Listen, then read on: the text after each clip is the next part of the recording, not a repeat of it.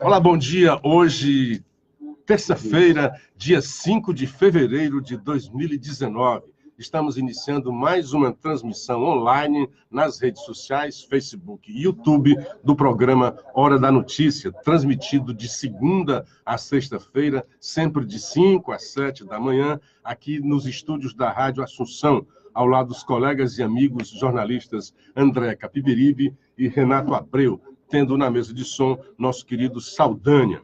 De início, como sempre, agradeço àqueles que ajudaram a elevar a nossa voz nas redes sociais, a ampliar a nossa audiência, como a Sandra Cabral, o Alexandro Brandão, o Liberato Barroso, o Viana Assis, o Francisco Edivar, o Olavo Souza, o Márcio Borges, a Mara Nunes e tantos mais de 50 compartilharam, mas o Facebook dá só uma amostra. Todos vocês, o nosso carinho e agradecimento. Bom dia para Catarina Souza. Conectado e bem informado. A Hora da Notícia, em tempo real. A Hora da Notícia. Apresentação dos jornalistas André Capiberibe e Luciano Kleber. Renato Abreu. 6h36, voltamos, 6h37 agora, já com o colega Luciano Kleber. Bom dia, Luciano. Bom dia, André Capiberibe. Bom dia, Renato Abreu. Bom dia, Saldanha. Bom dia, nossa imensa legião de ouvintes da Rádio Assunção, principalmente aqueles que já estão aqui no Facebook, como a Kênia Rocha Pinheiro, o Soares da Retífica, a Maria Fátima, Cícera Oliva, a Verinélia Constância, Sandra Cordeiro, bom dia, querida, Dr. Paulo Roberto Soares. Bom dia a todos que fazem parte dessa imensa rede, que ajudam, que apoiam e gostam do nosso programa Hora da Notícia. Bom dia, ótima terça-feira. Seu Soares está desejando para a gente. Doutora Ana Maria Gugel, ela é fã do Reinaldo Azevedo, mas diz que assiste o programa só para ter raiva, né? Bom dia a todos vocês. Não consigo mais, não. Eu não consigo. Ficou muito pesado. Nem eu. Não dá mais, não. Eu assisto o Pico, escuto o Pico dos Is. Para mim, o Reinaldo Azevedo, lamentavelmente... Já foi. Lamentavelmente... Não sei se por dinheiro ou sem dinheiro, mas ele vendeu. Eu acho ele vendeu a ideologia dele para o PSDB não, e entrou nessa noia. Eu tenho a impressão. Não, ele sempre foi assim, ele sempre foi tucano no PSDB, mas tinha uma certa coerência. Tá, né? Pior. Hoje, a coerência dele é da autorreferência.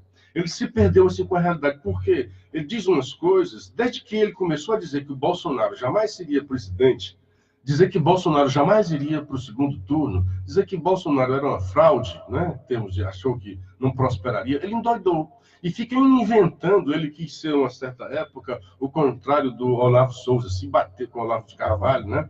Se bateu algumas vezes com o Olavo de Carvalho, mas não prosperou, viu que não tinha como. Por exemplo, ontem, nesse pacote do Moro, que para ele nada prestou no pacote do Moro, pelo menos a impressão que eu tenho, quando eu leio a resenha dele sobre o pacote. Ele diz uma idiotice assim, e tenta ser irônico, né? Como é que um ministro que apoiou agora esse decreto do porte de armas, né, da posse de arma, pode fazer agora uma proposta de aumentar a força, aumentar o rigor de quem comete crime por arma? Eu acho isso nada mais do que justo. Tipo assim, eu vou te dar total liberdade. É como a lei do Brasil diz assim, ora, o cara que for pegado bêbado tem uma multa horrorosa. Na verdade, era o contrário. Era para ser assim, se o cara cometer algum crime de trânsito bêbado, aí tem que ter rigorosíssimas as penas. Mas não, tem uma multa rigorosa e quando o cara mata no trânsito, ele dificilmente ele é preso. Então, eu concordo e acho que o Moro está corretíssimo, sem nenhum problema. Eu não vejo aí nenhum antagonismo. Olha, eu vou liberar porque é uma defesa do cidadão, é uma proposta do cidadão de bem de ter a sua arma. Agora, assim, quem cometer... Aí vem agora o pacote dele, diz que quem cometer crime à mão armada vai ter a pena acentuada, vai ter mais rigor em relação a isso. Com as exceções previstas, como, por exemplo, a legítima defesa. São duas coisas.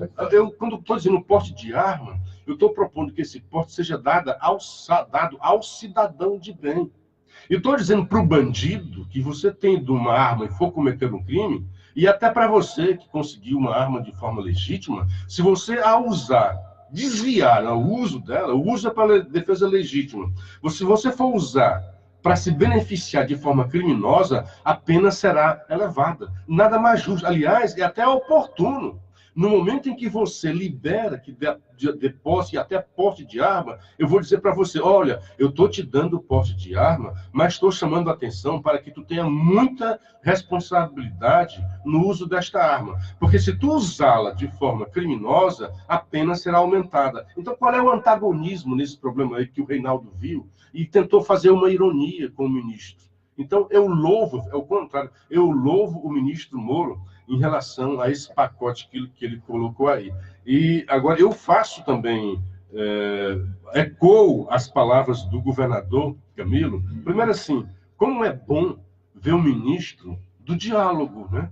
Então o Moro, que é um cara sisudo, fechado, e se imagina que ele seria assim, iluminado e não quer conversa com ninguém, a primeira coisa que ele fez foi reunir os governadores, né? Olha, está aqui, eu quero mostrar para vocês qual é o pacote.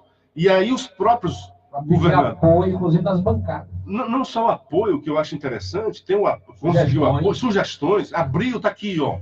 Abriu a guarda, né? Como se diz. Está aqui o meu pacote, que eu quero aprovar na reforma. E a partir daí, eu vi na matéria do Povo, teve o Caiado falando alguma coisa, e teve também o governador Camilo Santana, que falou de uma coisa maravilhosa e que é realmente uma lacuna, é uma brecha que a gente já esperava aqui.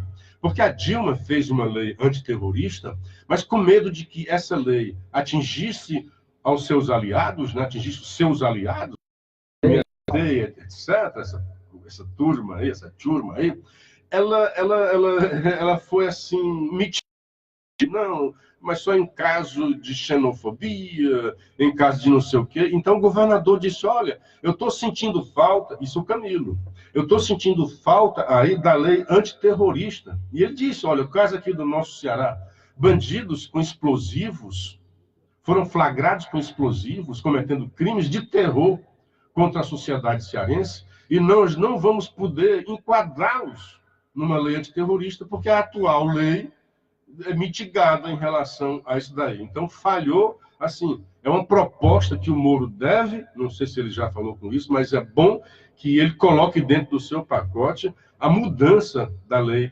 antiterrorista. O governador citou essa questão que você já falou aí, a questão do terrorismo. Muito bem lembrado. Lembrou bem, é uma lacuna, não é? Que isso pode ser emendado no Congresso. E ele lembrou também... Serve para isso esse encontro, né? Pronto. E ele lembrou também a questão de definir com mais clareza, não é, essa história do papel do Exército, das Forças Armadas, da Força Nacional e a questão de a fiscalização de explosivos no Brasil. Porque é impressionante como esses bandidos... É porque isso aí não tem dinamite. Não tem nem de lei, né? Não, até a coisa administrativa, às vezes botar um chip, decreto. Né? O Moro estava dizendo, botar um chip nos explosivos para fazer um rastreamento. Exatamente. Porque é impressionante a facilidade com que se explode banco no Brasil. Se explode banco com dinamite. Onde é que se acha tanto dinamite no Brasil? Não é uma coisa fácil, você não compra dinamite no supermercado. Então, o governador fez algumas ponderações importantes no sentido de complementar o projeto. Mas ele elogiou o projeto anticrime, é bom que se diga, do ministro Sérgio Moro. Bom dia para a Catarina Soares, desejando uma ótima terça para todos nós. A Sandra Cordeiro, bom dia, meninos, bom dia, menina. A Sandra Piguetti, o Soares, desejando uma ótima terça. Paulo Soares, bom dia a todos.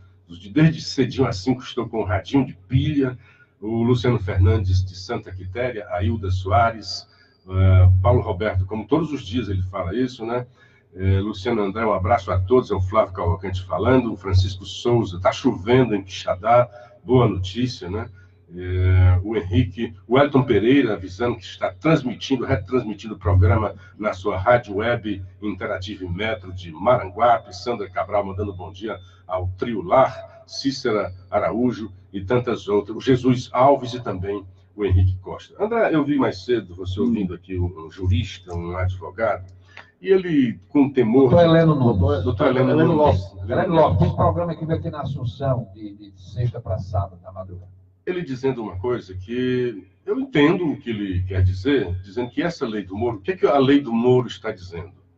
Sobre a prisão em segunda instância. Que, aliás, os petistas, dando razão ao arrazoado do Heleno, doutor Heleno, já está dizendo, olha, o Lula foi preso de forma ilegítima, já que não tinha lei, e o Moro está reconhecendo isso. Balela total. Não do doutor Heleno, da balela dos petistas. Legal. Né? O Supremo chancelou. O que é que existe hoje? O Supremo autorizou que possa acontecer a prisão em segunda instância. Não é automático. Autorizou. Embora quando você lê o acordo, quando você vai ler o acordo, acórdão da decisão do Supremo, que aí não foi muito divulgado o acórdão, mas eu li essa porcaria do acórdão, e dá a entender, eu não sou jurista, né, mas a gente entende um pouco de texto, né, de interpretação de texto, embora tenha muita coisa escondida. Mas está muito claro no acórdão que, na verdade,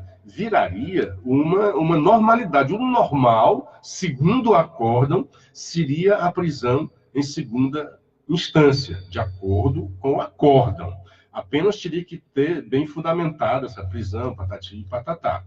Então, o que o Moro está trazendo agora é que obriga, enquanto que o Supremo autorizaria, né, a prisão em segunda instância, essa lei do Moro, ela deixa bem claro que, na verdade, obriga a prisão em segunda instância. Essa lei do Moro vem acabar com não só a percepção, mas a real impunidade que existe no sistema jurídico brasileiro. Foi um sistema criado para proteger os poderosos, para proteger os ricos, que são aqueles capazes de pagar grandes advogados, como o Cacai, já citado aqui, por sinal, né? O primeiro a gritar contra essas leis do Moro. Então, são os ricos e poderosos que têm condições de contratar grandes mesas de advogado, né? Grandes advogados, e fazer recursos infindáveis. Isso, sim, dá uma sensação de impunidade. Porque aí vê o Cacai e diz, olha, quem vai agora pagar por isso são os pobres da periferia. Nunca o Cacai defendeu pobres da periferia. E eu vi hoje... Exato. Eu vi hoje, interessante, um artigo no Estadão, que o cara começa assim, olha, o Moro veio ao encontro, né, do anseio da população, da diarista que sai de casa, não sabe se vai voltar, do estudante pobre da escola pública, que às vezes é assaltado, ele toma o tênis, né? O operário que lhe roubam quando está com a marmita na mão. Então, não são só os ricos, não. Os pobres também são vítimas da violência. Então, essa lei veio ajudar a todos. Aí, ontem, só uma questão pessoal, eu estava vindo de um encontro, até com uns queridos amigos, e peguei um Uber. Aí, conversando com o rapaz e tal, ele estava conversando um pouco, na verdade, eu estava meio sonolento, aproveito esse pouquinho tempo que eu tenho para tentar cochilar, né? Aí ele estava numa rádio lá, ouvindo lá coisas religiosas, ele disse, olha, se quiser mudar de rádio, né? Aí já que ele falou, olhei a rádio que ele estava na Dom Bosco, 96.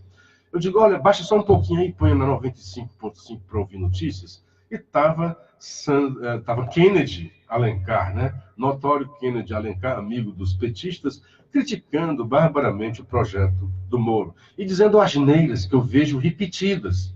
Asneiras tais como a polícia brasileira é a que mais mata, é a mais letal. Aí esquece de dizer o outro lado, que a polícia brasileira é a que é a mais assassinada também. Esqueci.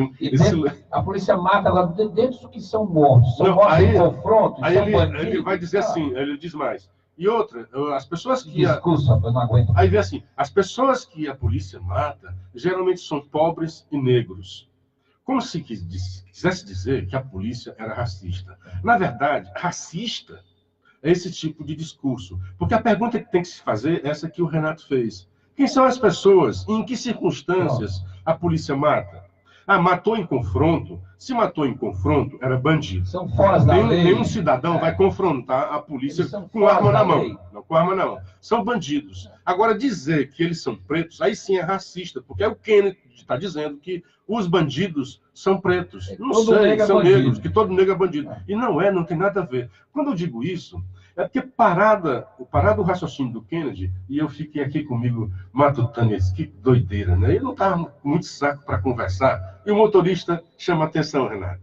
Ele diz assim, do nada, olha, eu sou negro, eu digo, vixe, lá vem o discurso, né?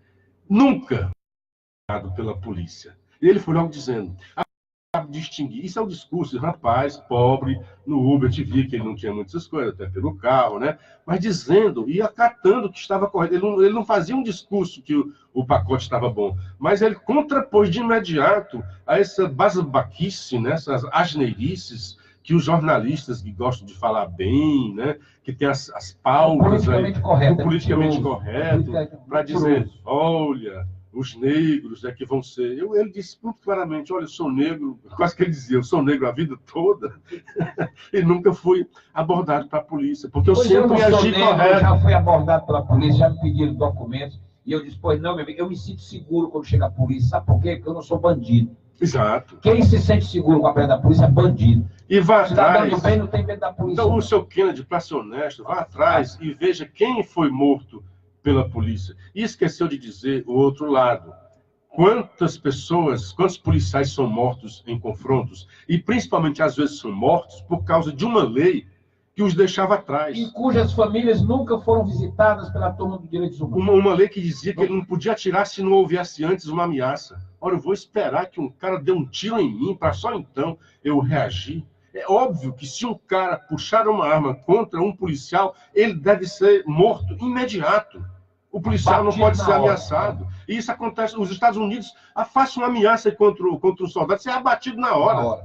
Pelas melhores armas que eles têm, pelas melhores condições. E lá tem o excludente de licitude, que o Moro quer colocar aqui, para proteger a ação das nossas polícias. Na verdade, aqui já existe o excludente de ilicitude. O que o Moro está fazendo é deixando mais claro e dando mais condições para o policial. Aí ficam esses idiotas dizendo, licença para matar. Não, é defesa para que o policial não morra. Não é licença para matar. Não é dizer que nós somos a polícia mais letal. Nós somos também a polícia que mais morre, que é a mais assassinada. E aí sim, por bandidos. Vai ver quem é que mata a polícia. Nós somos um país que temos uma criminalidade altíssima. Nós temos 60 mil homicídios. Nós nos equiparamos a republicanas como Honduras. Um país com a riqueza econômica do Brasil não pode ter essa violência. Então, essa relação de matança que se fala é resultado de um país que foi completamente liquidado, onde os processos foram subvertidos, onde o vilão passa a ser a polícia e o bandido passa a ser a vítima, numa narrativa mentirosa desse politicamente correto, que em boa hora o povo brasileiro deu um corte na eleição. Então, essa narrativa não cola mais. Vem o seu Cacá e dizer isso vai aumentar o encarceramento. Se for para encarcerar quem tem dívida com a sociedade, que se encarcere, meu amigo, e que se faça um presídio. Sobre isso, que eu ouvi você falar. Bom dia para a Fátima Johnson, lá no Jordão, para o seu marido Johnson, para o Henrique Costa, para o Domingos Sávio Pinheiro, do senador Pompeu. Bom dia para o Carlos Rafael em Morrinhos, para o Gilardi Alves, para o Antônio Gomes e para o Olávio Nunes. Pois bem, eles dizem isso que você acabou de dizer, Renato, e usam para eles. Bom dia para o Joé de Paiva, para o João Mereré, no Trairi. O que eles dizem assim, o Brasil é o país onde tem o maior número de encarcerados e, ao mesmo tempo, tem os maiores índices de violência. Portanto, não diria... Mas vamos admitir isso. Né? Proporcionalmente, nós somos 26. Só em termos de raciocínio. É mentira, né? Aí diz assim, e tem os maiores números de violência. Então, eu quero trazer um outro fato que geralmente é escondido. Sobre encarceramento, hoje, o Estado brasileiro, onde há o maior índice de encarceramento, é, ao mesmo tempo, o Estado que tem o menor índice de violência. Chama-se São Paulo. São Paulo é hoje o Estado que mais prende bandidos em todo o Brasil.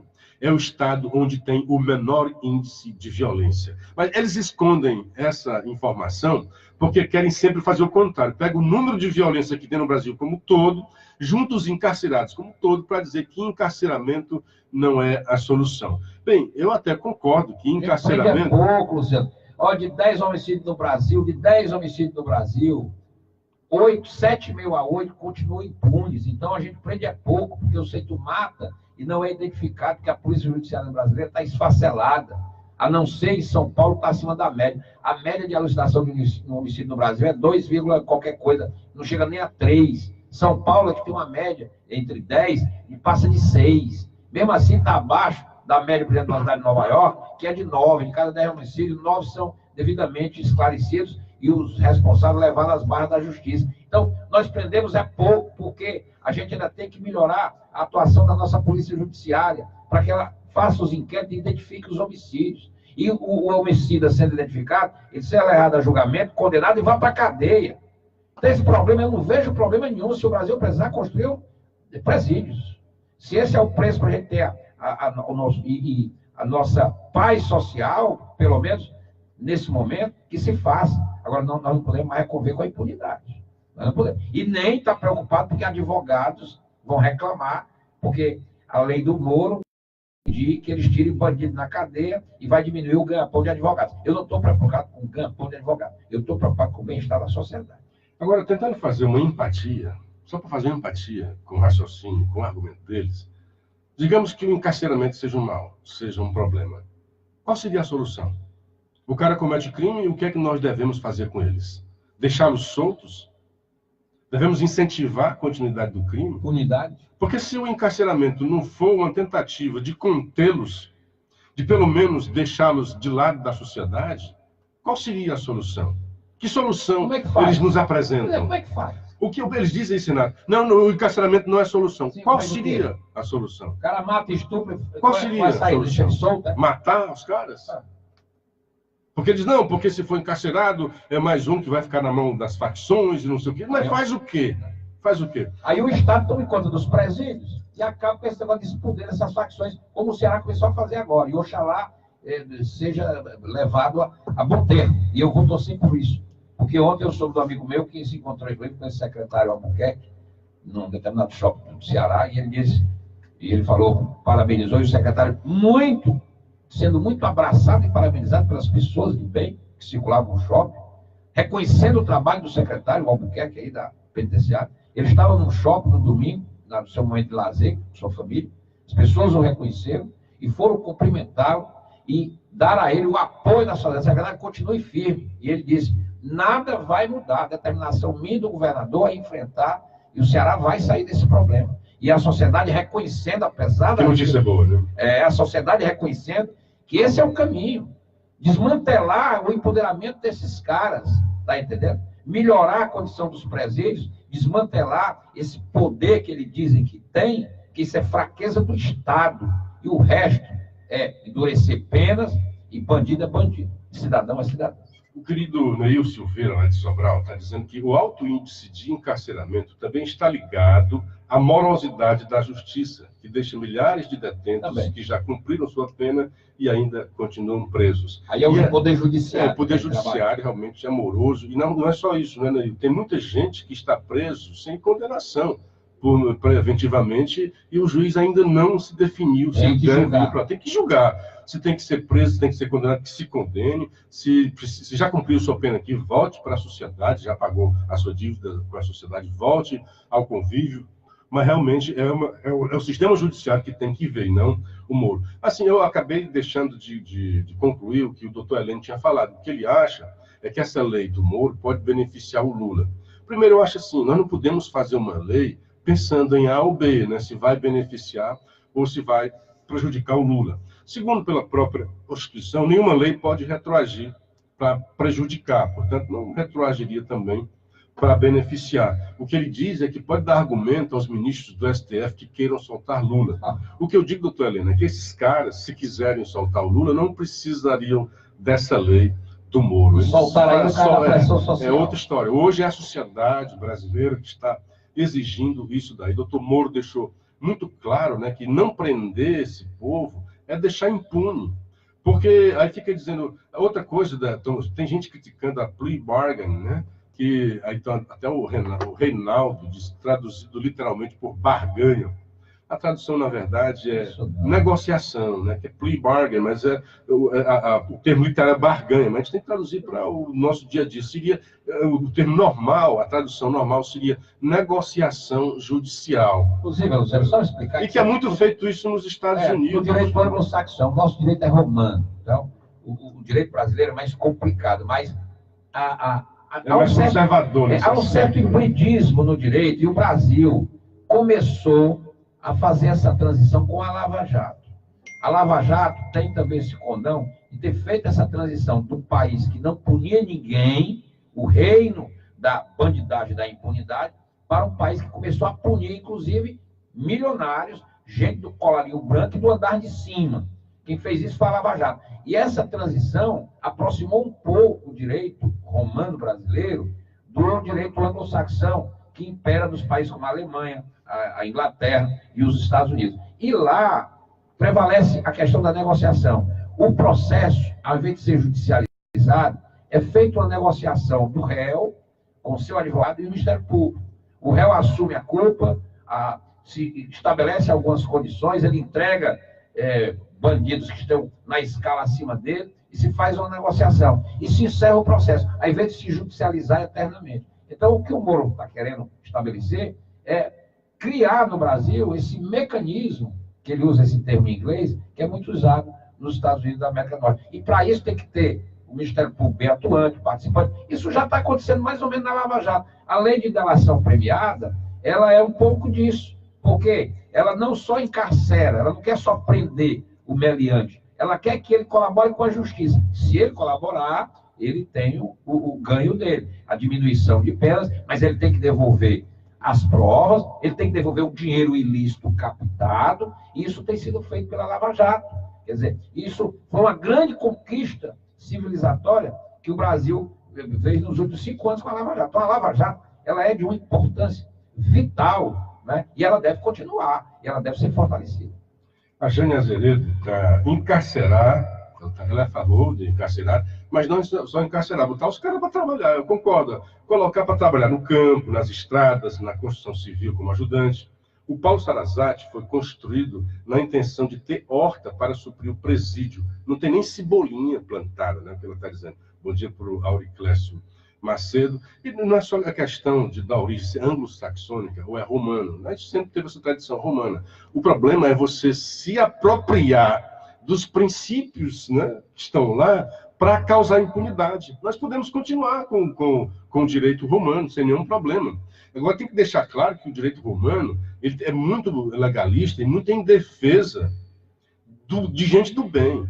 Agora, quem é bandido vai sofrer as consequências. O problema no Brasil é que você criou um emaranhado de recursos em que a pessoa nunca será punida. Os poderosos nunca serão punidos. E como bem disse o Renato, a Lava Jato quebrou esse paradigma. Pela primeira vez, a gente viu gente importante no mundo econômico, no mundo político, indo para a cadeia e responder pelos seus atos. Isso é um começo. A gente tem que fazer a manutenção. E esse pacote do Moro é uma tentativa de não deixar a Lava Jato um ponto fora da curva que amanhã alguém possa trabalhar contra. Então, esse pacote, virando lei no Congresso, é uma tentativa de fazer manutenção, de dar tradição de punição a quem comete crimes no Brasil. Senão, a gente está, na verdade, incentivando a criminalidade. E outra coisa, Luciano, a Folha de São Paulo, como sempre, que não tem um gosto ruim nas coisas, eu acho engraçado essa imprensa brasileira.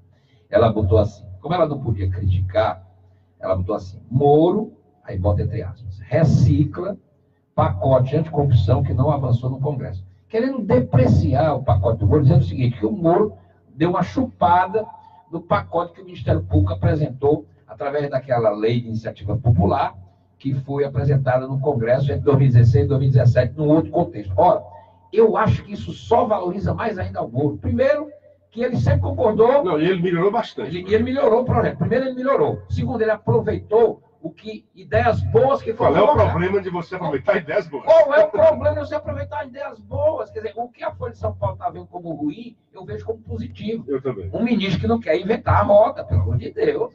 Ninguém pode perder tempo. O Brasil tem pressa. Então, parabéns ao Sérgio Moro.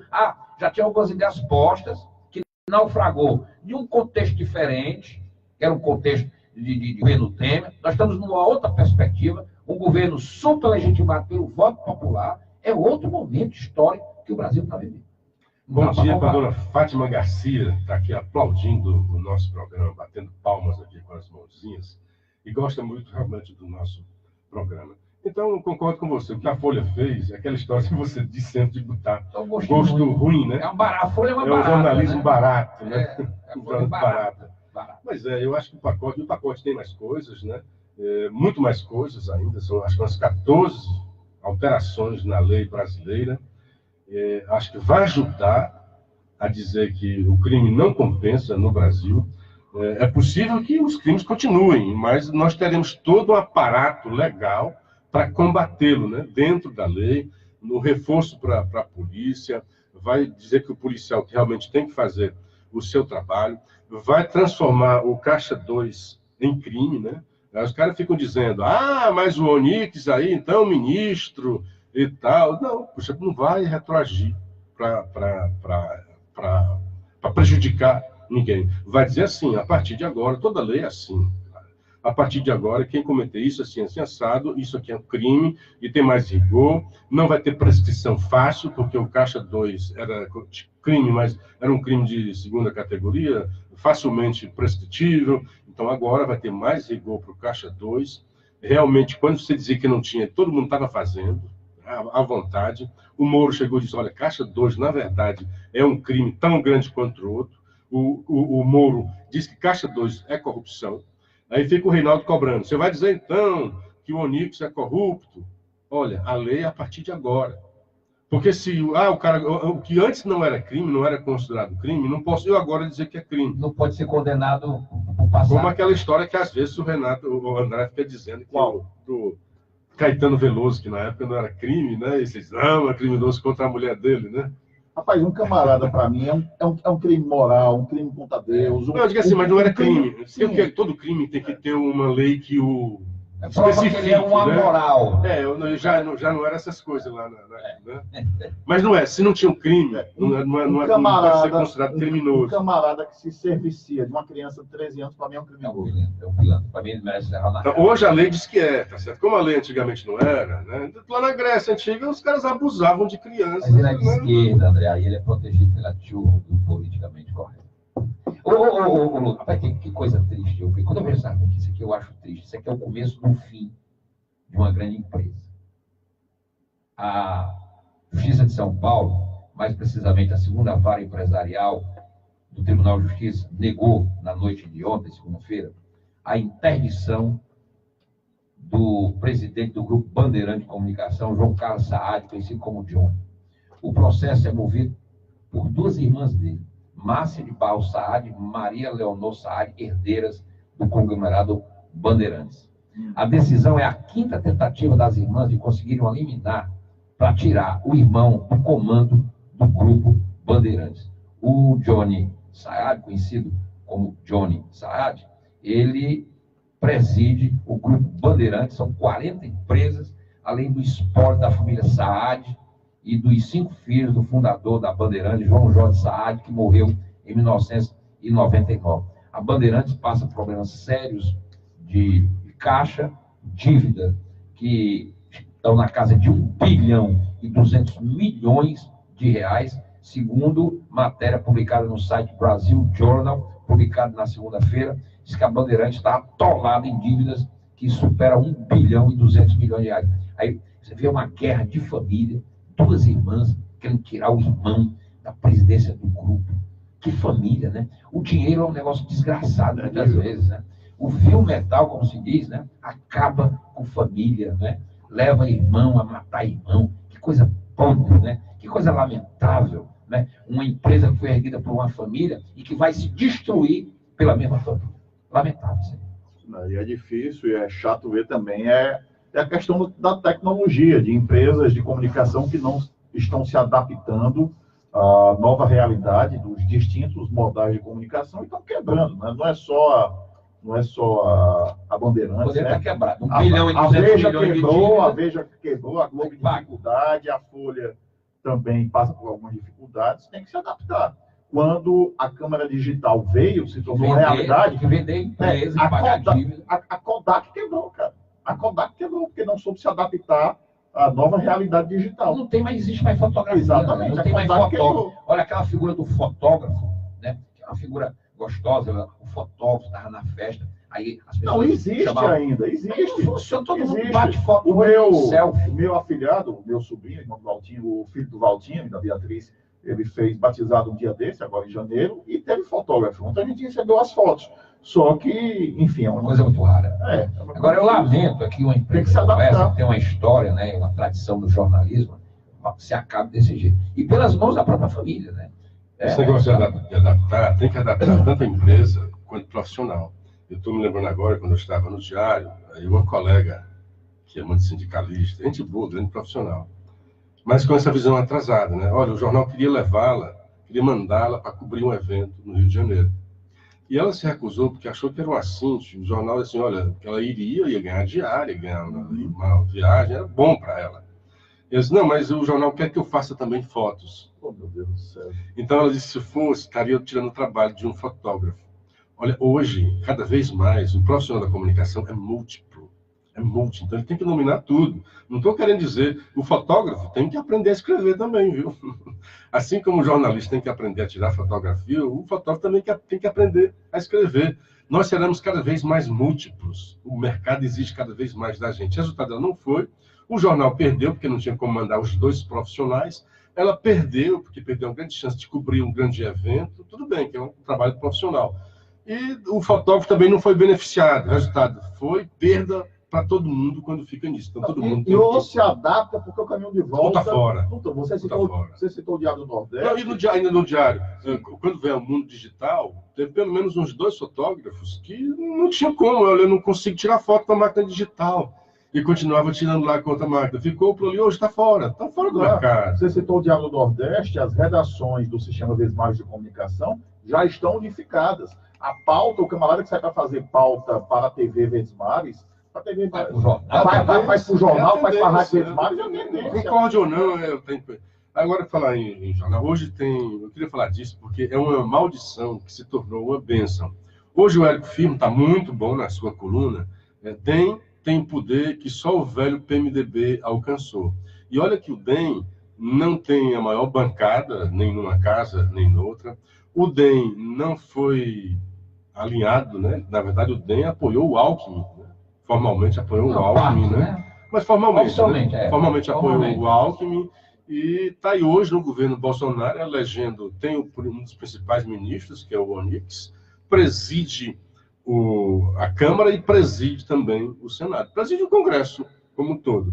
E é bom lembrar, como estou dizendo, que foi uma maldição que se tornou bênção, porque o Lula, não sei se vocês se lembram, dizia que o DEM deveria ser extirpado, né? A linguagem foi essa, temos que extirpar o DEM. Então tem aí o DEM, nada de extirpado, o DEM está com força na política nacional, e como bem lembrou o nosso querido Érico, né? Com a força que só o MDB ou o PMDB já demonstrou quando o partido presidia simultaneamente as 2 casas do Congresso. Pouca gente, ontem eu estava até conversando com o André ontem à tarde, eu digo, olha, André, foi a maldição que virou bem. Esse Davi Alcolumbre, pessoal, tudo bem, ele baixa o clero, não sei o quê, mas ele não é trouxa, não é um Zé doidinho, usando aqui um português, porque ele é um articulador, ele integra um grupo lá no Amapá, ele derrotou o candidato do Sarney na eleição para o Senado em 2014, que só era uma vaga, igual a eleição aqui que o Tasso ganhou, ele ganhou lá, derrotando o grupo do José Sarney, tá certo? Que detém o controle do governo do Amapá. Eles já ganharam a prefeitura de Macapá do grupo do Sarney, e o próximo objetivo é ganhar o governo daqui a 4 anos nas eleições da. Então, o Davi Alcolumbre, esse que o Brasil todo ficou conhecendo depois de sábado, quando se elegeu o presidente do Senado, até então um ilustre desconhecido, não tratem esse rapaz como um bobinho. Ele sabe fazer política, sabe se articular. Inclusive, lá no Amapá, ele se articulava com setores da esquerda. Não por acaso, aquele Gasguitinho da rede, Randolph, votou nele e articulou ele. É aliado dele, eles fazem campanha juntos lá dentro do contexto lá, circunstancial dele lá. Então, não é um trouxa, não é um bobinho, pode até ser do baixo clero, ou era, porque agora ele é o presidente do Senado. Mas não é bobo não, viu, Luciano? Agora um amigo me fez uma coisa mnemônica, me fez lembrar, não esquecer mais nunca o nome dele, né?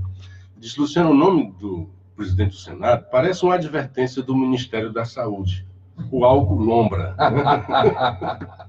Então, álcool lombra. Mas alguém tinha me pedido para comentar, e hoje também é o tema do editorial dos 2 grandes jornais, da Folha de São Paulo e do Estadão, ainda sobre a eleição no Senado, que nós estamos do lado do Alcolumbre, né? Nós torcemos por ele todos aqui, mas eu sempre fiquei também do lado do direito, né? Então, não começou bem, espero que seja uma página virada do Alcolumbre, né? Porque tentou passar... O que o Alcolumbre estava fazendo, e o Renato até concordou, né? Para vencer o Calheiros, mas é assim, Nós não estamos aqui tentando vencer simplesmente o Calheiros, não porque ele fez, cheira, ou fede, porque tem olhos azuis ou verdes, porque seja careca, o cabelo que se fala. Não, é pelas práticas dele. Então, a gente está tentando, se a gente está falando e tendo um discurso de uma nova política, nós não podemos fazer o exercício de práticas antigas, da antiga política. E foi isso, lamentavelmente, que no primeiro dia de fevereiro, na tentativa de votação, o Alcolumbre fez, né? Tentando ser também tão esperto quanto o Calheiros. Nós não precisamos dessas espertezas. E vencemos, tirando essas espertezas do primeiro dia. Houve uma tentativa ainda de uma segunda esperteza quando surgiu aquele voto que, ei, e vocês foram na onda do antagonista, que pela primeira vez eu vi antagonista fazendo uma citação errada. O Maranhão não disse, vou ali dar uma mijadinha, não. Sim. Eu ouvi, eu estava assistindo e apareceu, vou ali dar uma mijada. Não teve esse mijadinha, não. Eu vou ali dar uma mijada. Aí quando viu... Porque um velho daquele não dá mijada. Quando viu que o microfone estava aberto, a mesa toda caiu engargalhada, né? Ele estava cansado, coitado, né? É um velho safado. Eu não sei se talvez tenha sido um misto de safadeza com de alguém que já não está muito bem na cabeça, né? Um pouco de cenismo. Você é uma alma boa. Ele viu, eu achei tão engraçado, porque ele viu os votos, quando ficou aquela história, vai, não vai, quando decidiu, não, vai ter nova votação, para ele tinha acabado. Então ele pegou ali na maior ingenuidade. É porque eu vi ao vivo, né? Depois de analisando friamente, pode achar que aquilo foi sacanagem, né? Que na verdade ele estava destruindo provas de um crime, né? Estava claro que houve um crime. E outra, qualquer pessoa ia dizer, puxa, porque lembra na época do Antônio Carlos Magalhães, que ele não perdeu o mandato, ele teve que renunciar, simplesmente porque ele revelou sobre o voto do painel, né? E o voto daquela senadora da Alagoas. Que votou no Luiz Estevam. Que ele disse que ela gostava de viajar no avião, ela fazia, né? Parece que eles eram mais do que amigos. Pois é, ia fazer essa coisa mais do que amizade nos ares de Brasília. Ele é um cara sedutor, né? Mas não vamos entrar nessa, isso é uma questão de alcova dele. Isso aí não tem nem, a gente não quer entrar nisso daí. Mas aí a casa era tão radical do pessoal, contra a direita. Esse pessoal que é moralista demais. Se encantar pelos olhos de um senador direitista. Esse moralista demais, você vai atrás, são um pouco ignorantes, né? Aliás, a novela, essas empáfias, o Sétimo Guardião tem isso lá, que é pelo Paulo Miklos, né? Ele tá ótimo personagem, o cara que era do Titãs, né? Ele tá com um personagem maravilhoso, moralista por demais. Aí depois cai nos pecados, como todos os outros. É interessante. Uma vez ele caiu nos pecados, ali, com a Mariana Ximenes num filme que, pela madrugada... Por favor, nem me fale. Então, ali, ó, naquela história... Então, naquela história ali, na verdade, é uma gravidade grande, né? Houve uma fraude, alguém aqui tentou fraudar a eleição. E a gente viu que um voto ali seria suficiente. Aí o Maranhão, velhinho, foi lá, rasgou os votos e botou no bolso, né? Vou levar para casa. Você tem duas informações aqui importantes. Uma, me passou aqui a assessoria do deputado federal Roberto Pessoa. O deputado federal Roberto Pessoa ontem teve uma audiência em Brasília com o ministro da Infraestrutura, Tarcísio Freitas. Ele foi pedir ao ministro a recuperação de obras e de estradas aqui na região, da região metropolitana de Fortaleza, inclusive a sua Maracanãú, porque ele foi prefeito, da liderança lá e tal.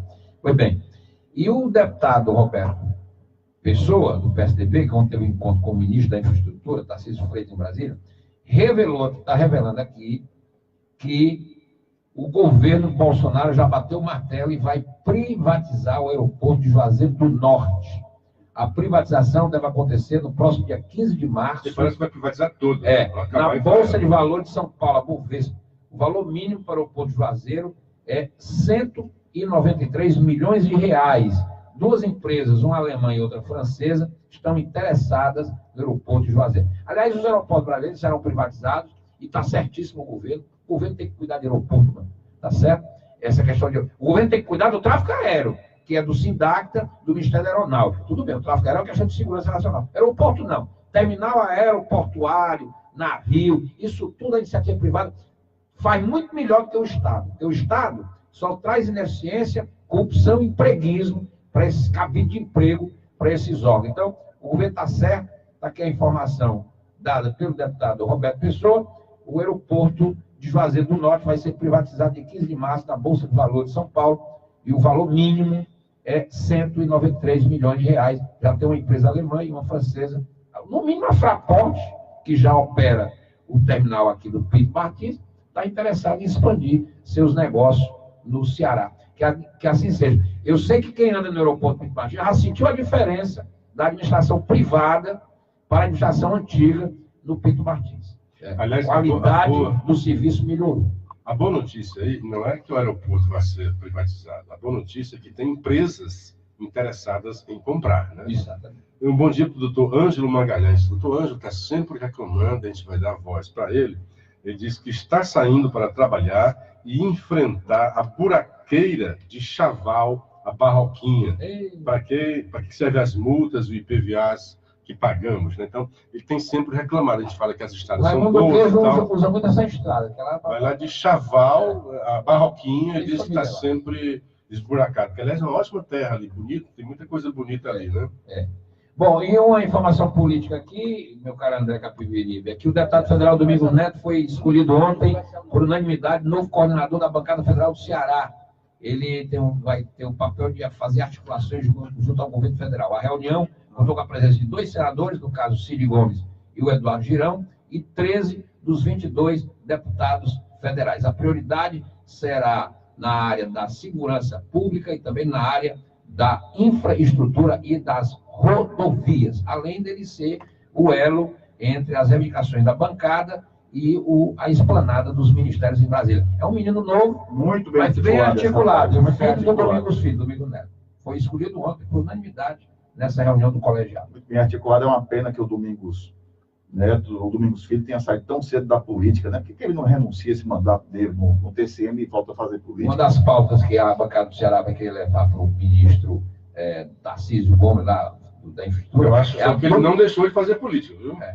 É a duplicação da BR-222. Né? É uma das metas que a bancada do Ceará... Eu vi você falando do Roberto Pessoa. Foi, ele anunciou... Ele falou sobre o aeroporto de Juazeiro. É o que eu dei a informação. Privatização do aeroporto de Juazeiro. Que já vai em boa hora. Eu acho que, como disse o Luciano, que bom que empresas vão investir, vão trazer dinheiro, modernidade, gerar empregos. Isso é que é importante. Aquele aeroporto de Juazeiro, que é muito importante, não só para o Ceará, mas para toda a região. Privatiza tudo, para o Jericoacoara, tudinho. Eu acho que o governo tem que cuidar de aeroporto, não. O governo foca na sua ação primordial, né? Hoje, o governo tem déficit, né? Tem uma carência, tem uma dívida enorme com a sociedade brasileira nas suas funções primordiais, que são a segurança, a educação e a saúde. Então, vamos focar, dar um bom serviço nisso daí, e o resto vamos privatizar, deixar que o mercado tome conta, que o serviço vai melhorar muito mais. Você quer coisa mais maluca do que aquele aeroporto de Aracati que foi construído, rapaz? Primeiro que não entra na minha cabeça fazer um aeroporto quando já tem um aeroporto Pinto Martins a menos de 100 quilômetros de distância. 140, né? Pois é, Aracati é uma cidade pequena, e tá lá o bicho parado, enfim. É bem ali, se você tiver boas estradas, e já temos duplicação. Você vai duplicado até lá, menos de 2 horas você chega na. E outra coisa, e sem falar que Aracati não é tão longe de Mossoró, e Mossoró tem um aeroporto de razoável porte. É mais ou menos a mesma distância. Daqui para Aracati, de Aracati para Mossoró é equidistante, é mais ou menos a mesma coisa, né? Agora, assim, você tem que ter. O ruim do Estado, quando se mete, é isso. Por acaso foi feito um estudo de viabilidade econômica? Porque se fosse um empresário, esse é o problema. Com certeza, eu empresário, vou fazer ali, vamos ver quanto é o estudo aqui, se eu vou ter lucro, não vou ter. Aí o Estado faz um negócio desse. O Estado tem dinheiro para fazer isso. Mas aqui, se eu for fazer isso, eu vou ajudar o desenvolvimento do Aracati. Vai mesmo. Porque se não tem viabilidade econômica, não é colocar um aeroporto que vai fazer com que as pessoas vão para lá. Se não tem viabilidade econômica, aquele aeroporto é inoportuno. Não precisaria dele. É o caso do Aquário. O que tinha que fazer é assim, estradas boas, porque se você tiver um bom aeroporto aqui, uma infraestrutura e um bom aeroporto lá em Mossoró, já está previsto. Né? Para Jericoacoara, não, porque a distância é bem maior, mais de 400 quilômetros, é outra história. Por exemplo, é cômodo. Mas para Aracati, tudo é questão de prioridade. Não é só isso, até por uma questão logística e estratégica de turismo, você faz uma boa via costeira e vai apresentando as outras praias. Você faz uma rota. turística, Como né? o Cássio fez aqui, a Rota do Sol. Aí você faz uma boa parada aqui em Praias Belas, uma boa parada aqui em Cascavel. Pronto, você faz ali e é melhor até para o turismo, porque simplesmente sai de Fortaleza um voo que sai daqui para Aracati. Obra sem viabilidade econômica termina em prejuízo. Está aí o aquário. A iniciativa privada não quer. Um aeroporto importante que que não foi quer? construído. Por que não aparece? Aliás, a gente não chegou nem a comentar, né? Que o M. Dias Branco saiu, O grupo né? M. Dias Branco, depois de fazer um Lamentavelmente. estudo de viabilidade, disse não dá. E desistiu do projeto. Porque é uma coisa que não tem futuro. Esse Aliás, eu aquário. soltei Aí o fogos. elefante Ó, branco. eu gostaria para ser resolvido. muito, eu gostaria muito de ter esse aquário aqui em Fortaleza, sabe? Não bancado pelo Estado. Por isso que eu soltei fogos quando disse, olha, tem uma empresa querendo fazer. Aí depois eu fiquei de novo em luto, porque vi que ela saiu. O M. Dias Branco recuou. Olha, atenção. Já já o César vai dar detalhes. Explodiram mais uma agência bancária do Bradesco no Ceará. Em Cariré, de hoje. Vizinha minha terra. É o segundo banco explodido em Cariré. O primeiro foi em dezembro do ano passado, foi o Banco do Brasil, agora o Bradesco. Sobrou nada da agência. Estou vendo aqui. Parece que o Camilo estava adivinhando, né? Porque ontem no encontro com o Moro, ele dizia isso, olha, porque tanto explosivo, tanto banco explodido lá no Ceará, né? Cuidado com quem controla esses explosivos. Você não encontra, como disse o Renato, em a agência não sobrou mais nada. Véio. Mas isso aqui é um negócio sério. Os caras estão usando o quê? Diabo de bomba que eles usam aqui. Terrível isso. Terrível. A respeito da preocupação do governador se justifica essa questão dos explosivos. A respeito dos aeroportos regionais, eu sou a favor, totalmente favorável. Agora tem que ter um estudo. Um aeroporto bacana, que foi até o CID que construiu. O aeroporto não pousa avião ali. Você sabe qual é o aeroporto bacana que o CID construiu? Que eu até já desci lá algumas vezes, o de Itauá, nos Inhamuns, que tem um polo de couro importante. Era uma cidade que não tinha um aeroporto regional e já tem. Aeroporto pequeno. Tem viabilidade econômica? A pergunta sempre é. Se justifica porque tem um polo de couro ali grande. Ou seja, agora Juazeiro com certeza tem. Tanto que tem. vai ser vendido na Porque bolsa. Juazeiro é o Cariri todo. E ainda tem, lembra as pessoas que morreram E lá? Pernambuco e Ceará. Era gente de Pernambuco que desceu no Juazeiro, pega depois um Pernambuco, Ceará e Paraíba. Não fica tão longe da Paraíba também. É o Cariri nordestino, não é só o Cariri cearense. É verdade, é verdade. Ok. E voltamos amanhã, então, terminar com os comerciais, desejando a todos um bom dia. Olha a Flavinha, Ótima terça-feira. a Flávia Cavalcante dando uma ideia maravilhosa que se fosse possível, né? Que tal um trem costeiro, né? Um trem saindo daqui. Show de né? bola. Flávia Abissa? Flávia Cavalcante. Não é a É a Miss. Miss, né? que ela fala. Foi colega minha da Caixa Econômica. Aquela Miss que namorou com o Pelé. Não é. Ela aqui, foda. É isso. Até amanhã. Grande abraço, amigos. Bom dia. Muito obrigado pela audiência. Até amanhã, com a graça de Deus. Vocês das redes sociais, renovo o apelo para não só compartilharem no Facebook, mas também lá no canal do YouTube e se inscrever no canal. Procura lá Luciano Clever, Hora da Notícia, e faz sua inscrição, que assim você está ajudando, está patrocinando o programa. Muito obrigado, um beijo e até amanhã, com a graça de Deus. Olá, bom dia. Minha garganta está arrombada desde o final de semana.